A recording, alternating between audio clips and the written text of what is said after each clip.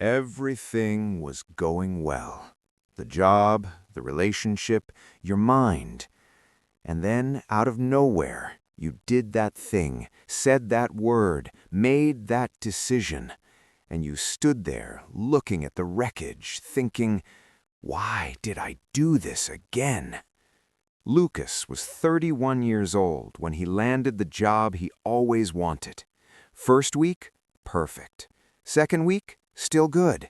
Third week, he started showing up late, snapping at his boss, missing important meetings, scrolling through his phone when he should have been focused. Nobody understood, least of all him. From the outside, it looked like laziness, carelessness, maybe arrogance. But on the inside, something much older was happening. Something that didn't start at 31. Something that started long before the job, before the career, before he even knew what ambition meant. It started the first time he tried his best, and it still wasn't enough. There's a pattern psychology calls self-sabotage, and almost everyone who hears that word thinks the same thing: weakness, lack of discipline, emotional stupidity.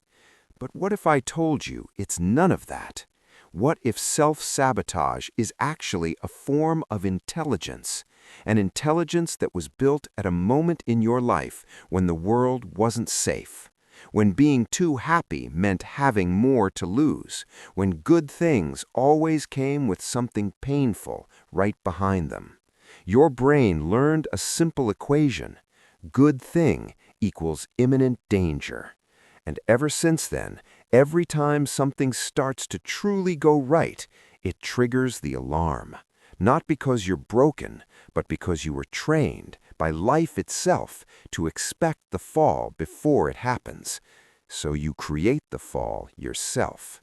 At least that way you're in control of when it happens. Think about it. Have you ever been happy in a relationship and suddenly started a fight out of nowhere? Were you ever doing well at work and did something that almost cost you everything? Were you ever feeling good about yourself and without explanation went back to a habit that was hurting you? It wasn't an accident. It was protection. Self-sabotage isn't you destroying yourself.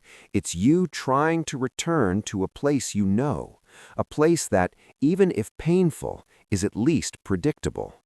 Familiar suffering is less frightening than unfamiliar happiness. Read that again.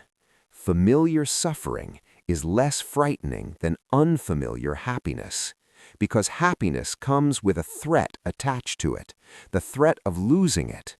And somewhere inside you, there's a part that decided a long time ago that it's better to never have it than to have it and watch it disappear. Now I need to tell you something that might be hard to hear. Self-sabotage isn't weakness, it's loyalty. Loyalty to a version of you that was taught by life, by people, by experience, that it doesn't deserve what is good, that when things get too good, something will be taken away, that it's safer to destroy before being destroyed. Lucas wasn't sabotaging his job. He was protecting the boy who once gave everything he had and was abandoned anyway. He was keeping a promise to a younger version of himself that said, "Don't get too comfortable. Don't trust this. Don't let yourself believe it's real." And the tragic part? That promise was made to survive pain, but it stayed long after the pain was gone. And you? Who are you protecting when you destroy what's good? The question isn't why do you do this? The real question is, what part of you still believes it doesn't deserve to stay? Because as long as that belief is there, no achievement will ever feel safe enough to keep. You can get the promotion and still feel like a fraud. You can find the right person and still push them away. You can build something beautiful and still find a reason to burn it down. Not because you don't want it, because wanting it feels dangerous. And the first step isn't more discipline, it's not more willpower, it's not another productivity system or a better morning routine. It's looking at that part of you, the one that's been pulling the alarm every time life gets good, with something it may have never received before. Compassion. Not pity, not excuses, just the quiet recognition that this part of you was doing the best it could with what it had. Remember the beginning?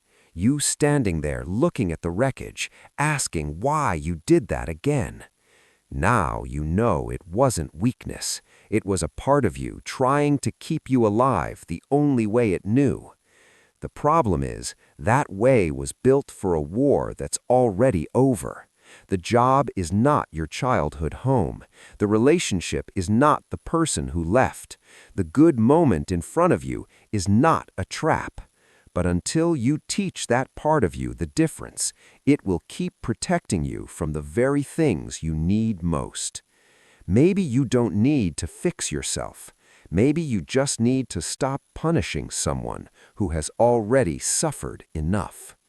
If something in these words touched a part of you that you usually keep hidden, you're not alone in that. There are people who feel exactly what you feel and are looking for the same thing you are. Someone who finally puts into words what they could never explain. If this is the kind of conversation you want to keep having, you already know what to do.